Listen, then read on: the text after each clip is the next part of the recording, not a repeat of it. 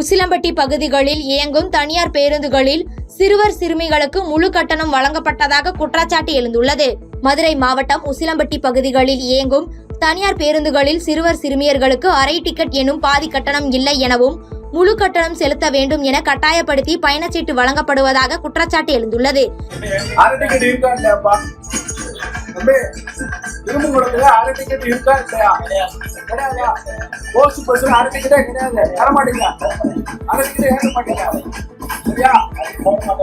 இது குறித்து வட்டார வாகன போக்குவரத்து அதிகாரிகள் ஆய்வு செய்து தனியார் பேருந்துகளின் மீது நடவடிக்கைகள் எடுக்க வேண்டும் என பொதுமக்கள் கோரிக்கை வைத்துள்ளனர்.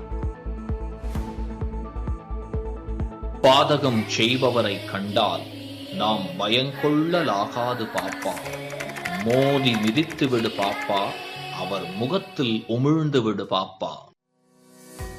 அண்மை செய்திகளை உடனுக்குடன் தெரிந்து கொள்ள இணைந்திருங்கள் இயம்நாடு தொலைக்காட்சியுடன். பாதகம் செய்பவரை கண்டால் நாம் பயங்கொள்ளலாகாது பாப்பா, மோதி மிதித்து விடு பாப்பா, அவர் முகத்தில் உமிழ்ந்து விடு பாப்பா. அண்மை செய்திகளை உடனுக்குடன் தெரிந்து கொள்ள இணைந்திருங்கள் இயம்நாடு தொலைக்காட்சியுடன்.